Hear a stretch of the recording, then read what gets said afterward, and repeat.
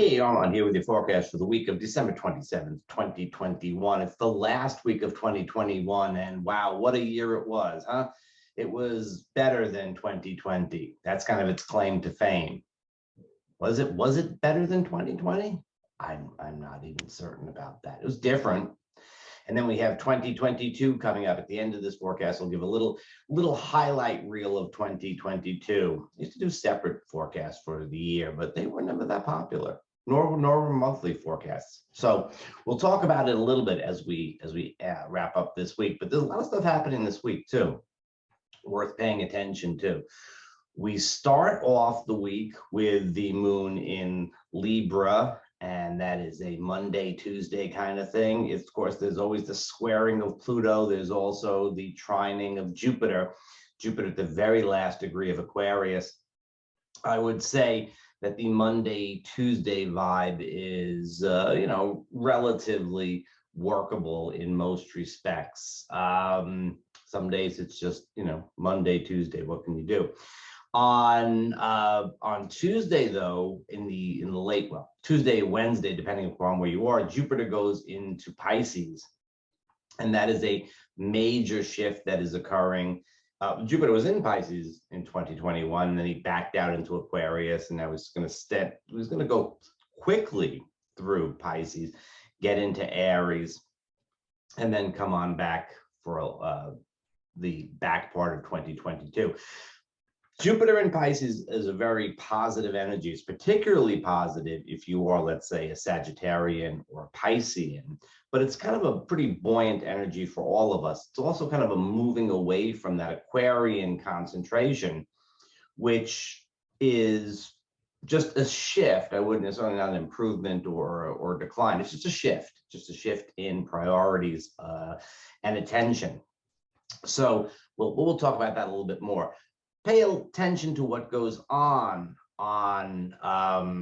that is late Tuesday, let's say Wednesday. See what the news is, see what comes up around Piscean themes.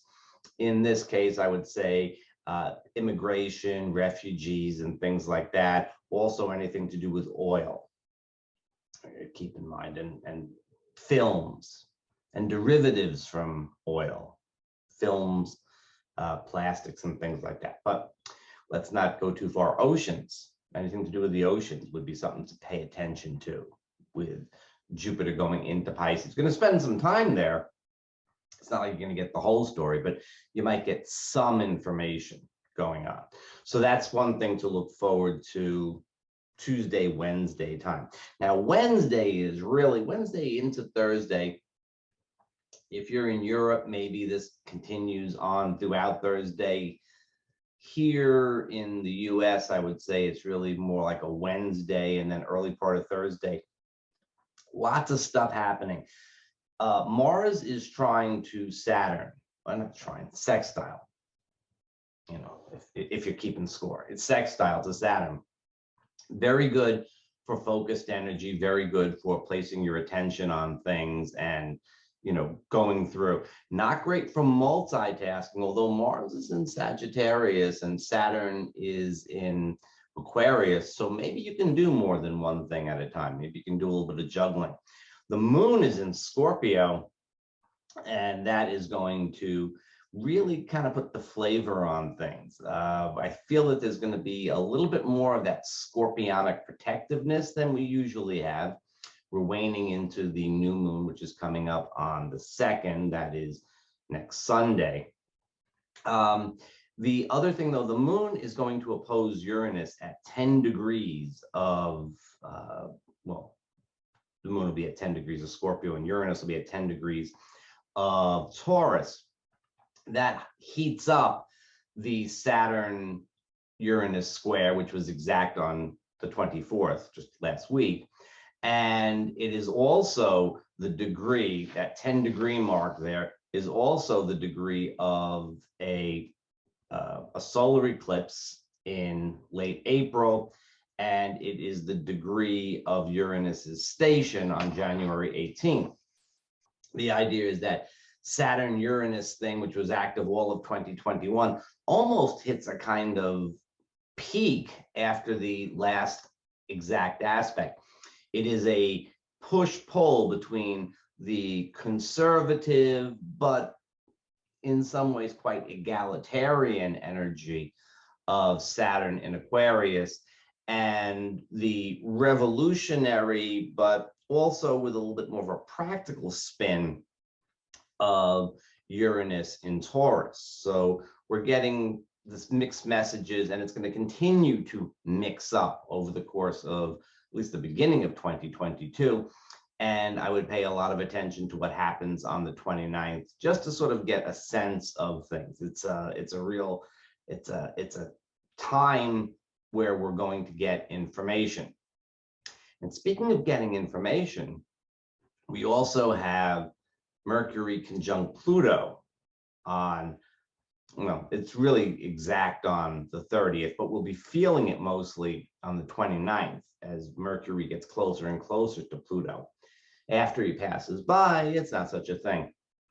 So this is the aspect of speaking truth to power. This is the aspect of getting information out there. This is the investigative reporting. This is the kind of digging into things, getting the facts.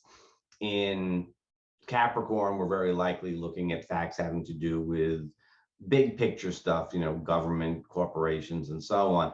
But there'll be a lot of opportunities for those of us on a personal level to get into the game. And again, that moon is in Scorpio, Pluto's sign. So what do we see there? We see this sort of like, defensive, protective, investigative vibe. So that's a lot of activity that's happening at midweek. You can make a lot out of it. It requires a lot of honesty. It requires, let's say, integrity, and it requires that you bring some effort to things. Also, try not to be too reactive. I think the Scorpio moon has generally speaking been, helped by Pluto in Capricorn, especially as Pluto gets down to the end of Capricorn, is liable to pick up a little bit more of that reactive flavor, because I'm not sure that it's really loving what's going on. And the last aspects that the moon makes on Thursday are to Pluto and Mercury. So it really kind of keeps that here comes the truth thing going. So on Friday, later on Thursday, but by the time we get to Friday, the moon will be in Sagittarius, which is a kind of a good sign for New Year's Eve festivities. On the assumption that there are any festivities on New Year's Eve. This is not my favorite type of thing, it's I think it's a reflective period of time more than anything else. But there are a lot of amateur partiers out that night, so be safe and careful. But Sagittarius will give you a little bit of an upswing. And then on New Year's Day, to begin the year, we have, as we're sort of like coming right into that new moon, which is on January 2nd, which is Sunday, as I said, we have the moon in Capricorn, and the sun also in Capricorn will be trying to Uranus again at that 10-degree mark. And this is sort of showing us that we, despite the tensions, despite the pushes and the pulls and all of those kinds of things that we have to deal with, there are creative solutions to things. So in that sense, it's quite positive. And then the new moon, which is on Sunday, is obviously going to be in Capricorn. It is going to be pretty closely trying to Uranus, although not quite exact. Now to say something about the year 2022. What I would say about this year is that it is not quite wrapping things up, but it is sort of taking care of outstanding business. The reason why I say that is that Saturn is going through the end of the second half, at least, of Aquarius, getting ready to go into Pisces in early 2023. At the same time, Pluto is going through the last degrees of Capricorn, getting ready to go into Aquarius in the early months of 2023. Actually, Saturn leaves, and 3 weeks later, Pluto enters Aquarius in March of 2023. So Pluto's finishing up the tasks in Capricorn. Saturn is finishing up the tasks in Aquarius, and they're kind of wait till the beginning of 2023 when they're really at the very end of these signs, but they're kind of moving us towards a bit of resolution, maybe revolution. Actually, Uranus is going to be into the second half of Taurus, which is going to show us a little bit more of what's going on with that. Now, to take the astrology out of it, what I would say is that Saturn in Aquarius, very much about those issues of social justice, equality, all of that, societal type of thing. And of course, our little miniature bringing it all home, got to understand everything model there is the pandemic, because this shows us that each of us individually is part of the collective. But all of these Saturnian issues that we dealt with Saturn and Aquarius, all of these serious, we're going to make decisions, policy, bringing things into court cases and so on, that's going to continue through 2022. But we're starting to push for some resolution to the issues. Jupiter, who conjuncted Saturn in December of 2020, is already gone into Pisces, already moving on to the next thing. And Saturn is wrapping up, putting into place, our new structures in Aquarian themes that will be in place for the next 30 years. Pluto is raking up the stuff in Capricorn, and that has a lot to do with governments and corporations and such, as I said before. So we're going to be seeing a lot of stuff coming to the surface, coming to light, really exposing a lot of stuff. And that's a theme that we're going to see throughout 2022. If you're in the US and if you're not in the US, it is the Pluto return of the United States. Pluto gets back to the same degree he was in 1776 for the first time. And well, good luck. This is a tough time. Pluto return is a tough time for any nation. It really does seem to be a sort of expiration date for a lot of them. And we're going to have to see how the US, which is in a pretty fragile state, handles that. Uranus at the second half of Taurus is showing us about innovations, especially technologies having to do with the earth and energy, and also to do with currency and so on. As he gets through the second half of Taurus, I would pay a lot of attention to what happens to cryptocurrencies. It has been long predicted by astrologers that cryptocurrencies would be on the rise with Uranus technology in the sign that has a lot to do with currencies, Taurus. And I think that that's probably correct, but I think it's incorrect to think that, let's say, Bitcoin specifically is going to thrive through Uranus's walk through Taurus. Usually when Uranus goes through a sign, when he first gets in, we get some new thing that really symbolizes his stay in the sign. And then afterwards, it winds up being replaced by something else. And so I don't know if our existing cryptocurrencies, particularly because they are so energy intensive and they are so essentially damaging to the planet, I'm not really sure that that's going to work well with Uranus in Taurus. We've already seen a lot of criticism of that, a lot of movement with that. So that's something to look out for.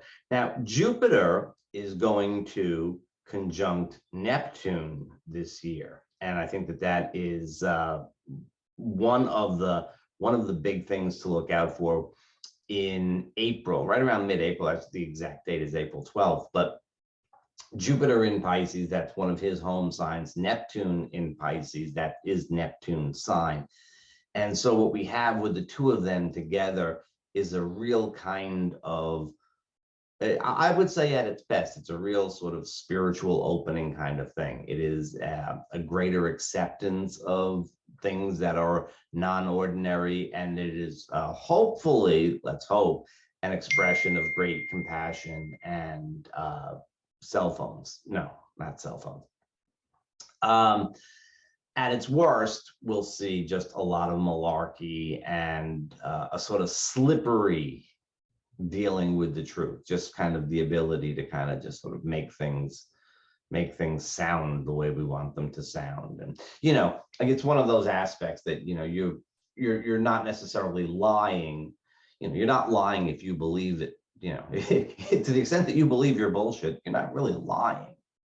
So we'll see undoubtedly a great deal of both, but there is some real good potential with this aspect. So kind of keep that in mind right around April. That's before we get to the eclipses and so on. There are really no other major aspects in 2022. There's not, we don't have the outer planets making big aspects with each other. Jupiter does get in there into a nice sextile to Uranus early in the year, should be the furthering and advancement of some type of technology. That could be interesting, but it's going to be a year, I think, where we're mostly dealing with stuff that's already on the table. We have enough on the table. We don't necessarily need more to deal with. Anyway, that's a few little thoughts. We'll unpack it as we go through the year. This week, we know what to do. Monday, Tuesday, kind of easy. Wednesday, Thursday, keep your eye out, keep your ears open, and do stuff. Do stuff, make the most of it. And hopefully Thursday, Friday, upbeat kind of energy, sense of possibility, that Sagittarian stuff. And then we get into a new moon in Capricorn, which sort of shows us that there are possibilities for the future.